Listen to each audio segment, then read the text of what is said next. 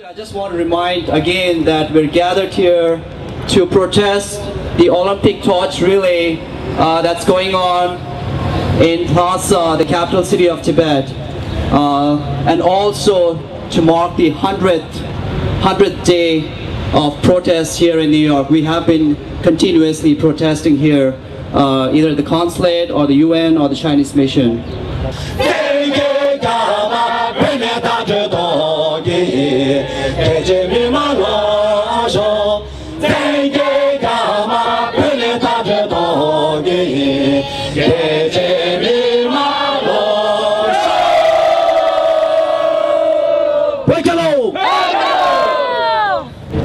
Next we have Maura Moynihan, daughter of late Senator Patrick Moynihan, who was a personal friend of His Holiness the Dalai Lama and a very, very strong supporter of the Tibetan cause. And the same goes with Maura also.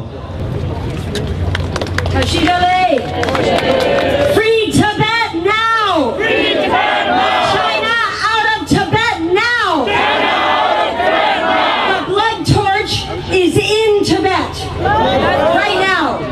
This much we know. We don't know when the blood torch is going to make its ignominious appearance in Lhasa in front of the Potala Palace, but we know China will not back down from its colonial imperialist domination of Tibet, and we also know there will be no international press in the press tent, right? So it is up to us to remind the world of what China is doing to the people of Tibet, and we must celebrate our victories of the last 3 months, because the Tibet protest that started on March 10th, 2008 ripped the mask off of China's police state, exposed it to the world, and the wrongs and protests drowned the blood torch. Bravo! Free Tibet! Also, just so you know, a friend of mine recently interviewed the Consulate General of China, who works in that building right over there. And he said it drives him crazy, all of these Free Tibet protests in front of his consulate. It upsets him so much. Can't the American government do anything about it? And she replied, I'm afraid not. He was very upset. So let's not stop.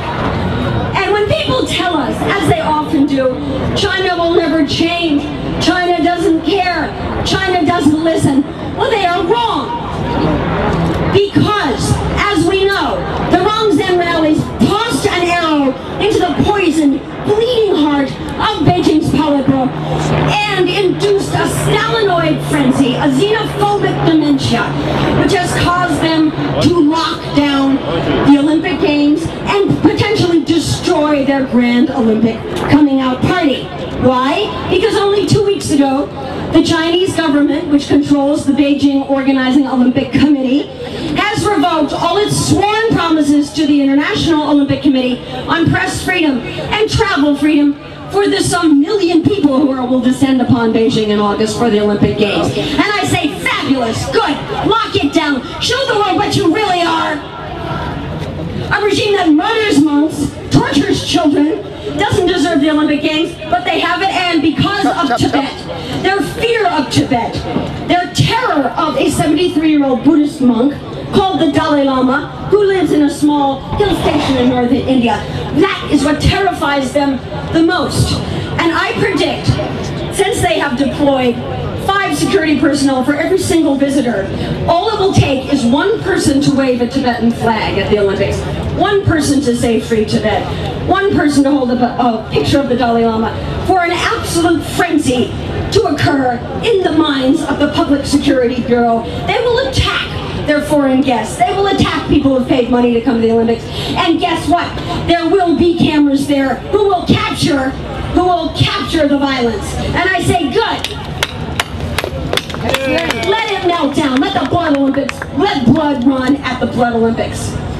Also, Palden Gyatso's movie is the film China does not want the world to see. And we are working to raise the funds to get the film out in August to coincide with the Blood Olympics. Long live Palden Gyatso. And we have many events coming up here in New York. We want all of you you to come and support Palden's film. Bring all your Indian friends, bring everybody you know, so we can get this film out in time to shame China. Don't forget, we are not losing, we are winning. We are winning. Tibet will be free. I know it. I feel it. Long live the Dalai Lama. China out of Tibet now. Free Tibet now. One world, one dream. Thank you.